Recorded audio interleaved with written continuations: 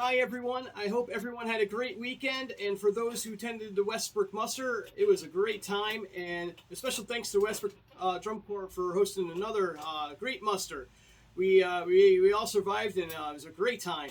So I got to thinking, yesterday morning, Saturday morning with the rain in the morning, then also parts of the afternoon, especially when like corps like the Connecticut Patriots and other corps were on stand.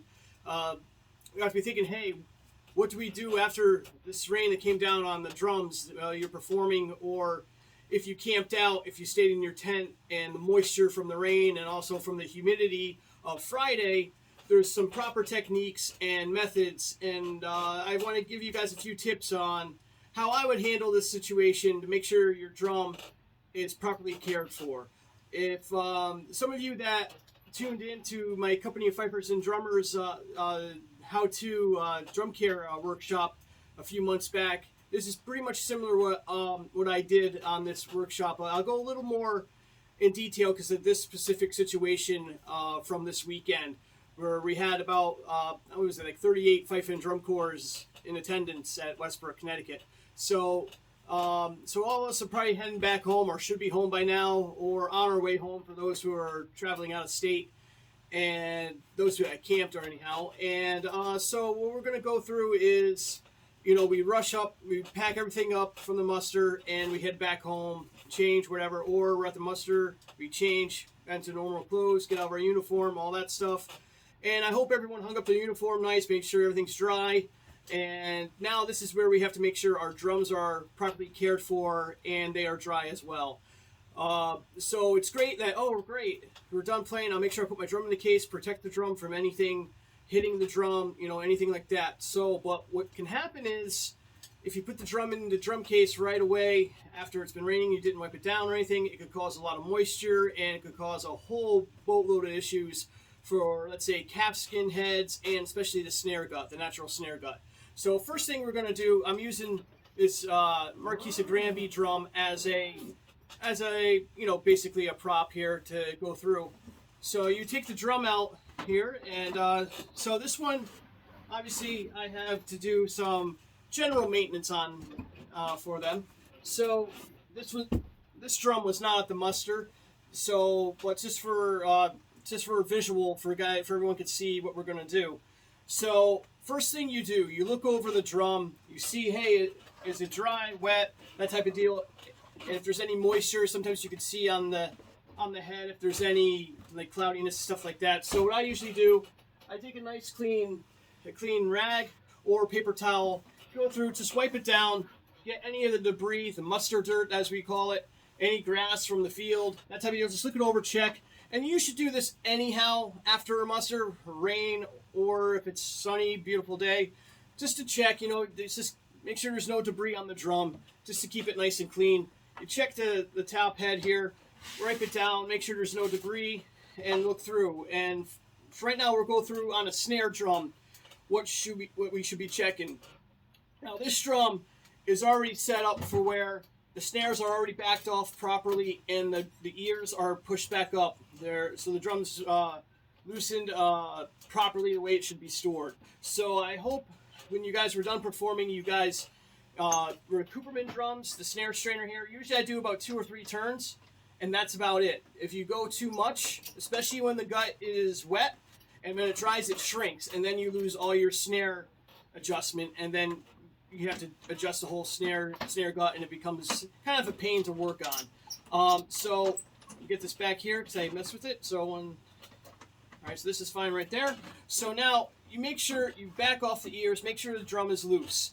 And this is the same thing whether it's calfskin heads or plastic heads. You just want to make sure the ropes are backed off, and make sure everything's wiped down, the snare gut is backed off properly. If you leave like I said, the snare gut can dry, and if it's left too tight, the snare drum's already cranked to where it's supposed to be for as you're playing it, and it dries, and the snares on certain other types of drums, the snares can pop and shrink and cause major issues. So that's one thing we definitely have to make sure we check and make sure that doesn't happen. And while the drum is out, also too, the drum case would also get some moisture too. Even if you have it in your tent, you know, the moisture, not all the tents are perfectly perfectly waterproof, so you will get that little bit of moisture.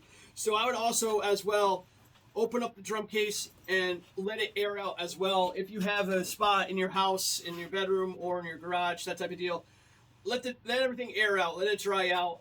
If you can, I let it sit for the afternoon for a few hours or so, depending on how you took care of your drum.